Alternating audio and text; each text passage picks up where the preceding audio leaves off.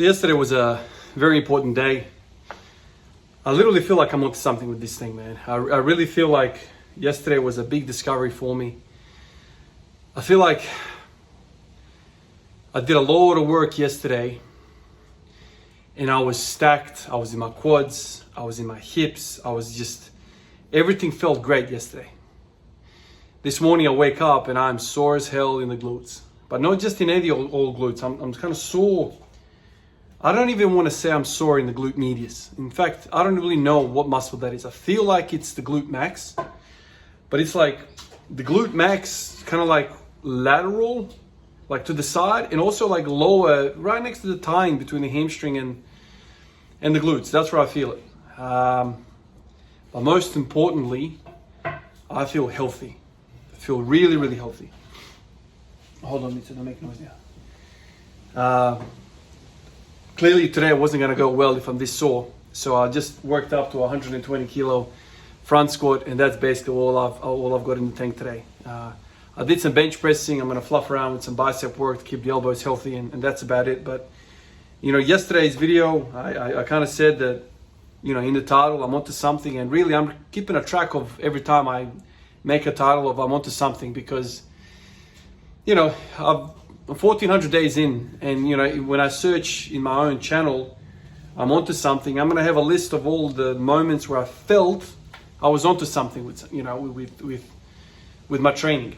And I think there's a progression there. I mean, every single time I felt really strongly and passionately like I'm onto something. I'm not saying it for the sake of saying it. I'm saying it because you know, I truly felt like something was happening in that moment, that I've discovered something. And even though that some of those moments, in fact, all of those moments have kind of come up with a short-lived effect, I think there's a lot to be learned from that, because you can go back and look for common denominators, you know, common threads between all of these things, and maybe you can find something that stands out from that. And ultimately, this is what all of this is about, just a trial and error type of thing, where you come in and have fun with your passion, regardless of where you are, what level you're at, and then you kind of over time work out that you might have something on hand. And yesterday was one of those moments. Hips feel really great. So I was wearing that band for all of those working sets yesterday. I worked up to 160 for 8, went down to 140, did a set of 10. I mean, that's a lot of work for me. A lot of work for me, and usually I would come out on the other end like the following day and feel a little bit crappy and sore, nothing. In fact, I've noticed that as I'm sitting and then I'm trying to get up, I feel like I'm externally rotating my feet with everything now, because it's almost like I have that band effect still on me, where I'm kind of like, it's almost like a, you know, a neuro thing. It's like a technique thing that I'm constantly fighting my knees out. Not that my knees were buckling heaps before, but now with that stimulus so fresh in my mind, I'm constantly kind of going like bang, shoot it out, shoot it out.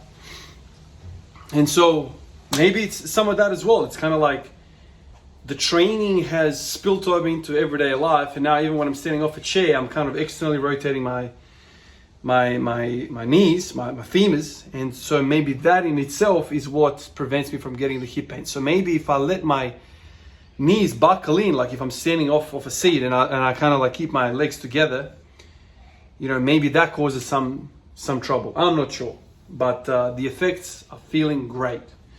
Hip flexors are feeling like healthy as hell. And that's the other thing that I thought about yesterday after I made the video. I'm like, maybe the hip flexors are screaming because I have some sort of misalignment.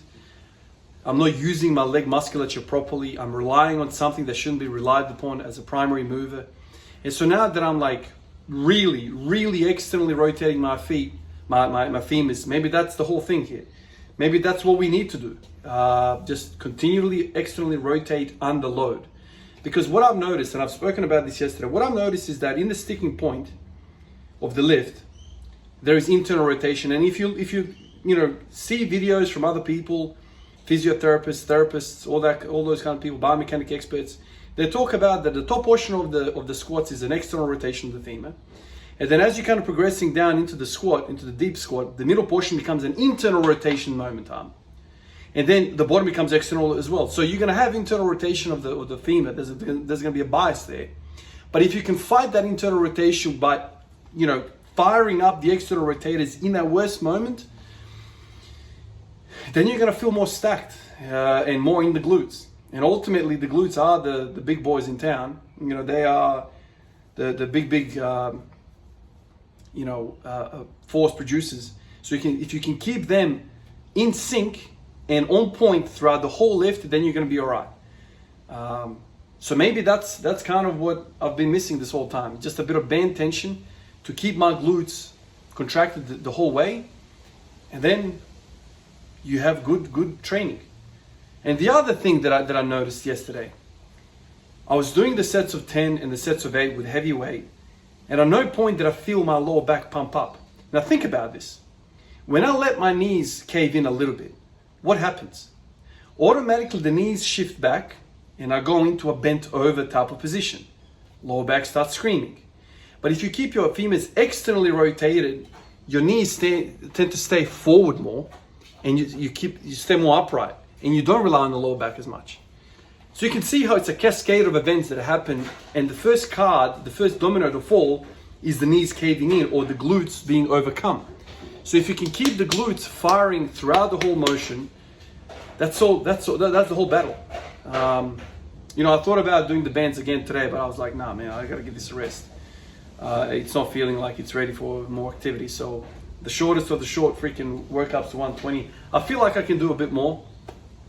I feel like I can do a little bit more, but I won't. I'm not gonna do that. I'm gonna rest. I'm gonna come in tomorrow and reassess and see. But usually when you introduce something, you're gonna be sore for a few days more than usual. So maybe even tomorrow is not gonna be a good squat volume session. I'm not sure, but I'll give it a good old crack. But something that's really interesting.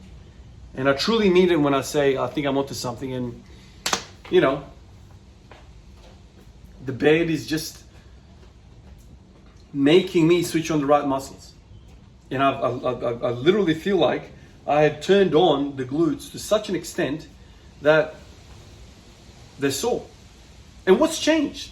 I'm still squatting. The most force is still downwards. It's just that I'm forcing my legs out and I'm using more of the glutes. So you see how you can go through the same damn motion and use the different muscles to produce that motion. It's really, really weird. It's so subtle. Like I say, it's so subtle because my knees have never been caving in like majorly. That's never been the case. And now I'm like, maybe externally rotating my femurs by like this much, and the effect is dramatic because I'm forcing that muscle to contract and not give in to the internal rotation forces at hand in the middle of that squat, in that sticking point. And voila, incredible. Anyway, guys, Ivan's reporting in. I'm definitely feeling like I'm onto something. The pain is not back. I'm feeling fantastic. This is an impressive stretch, I must say. I've lined up a whole bunch of ideas in a row now that's having me feel fantastic. So I'm in a really, really good spot right now. Like always, guys, I appreciate you and your ideas. I always read the comments whenever I can. And I'll catch you guys in the next one. Peace out. Say peace out. Peace out.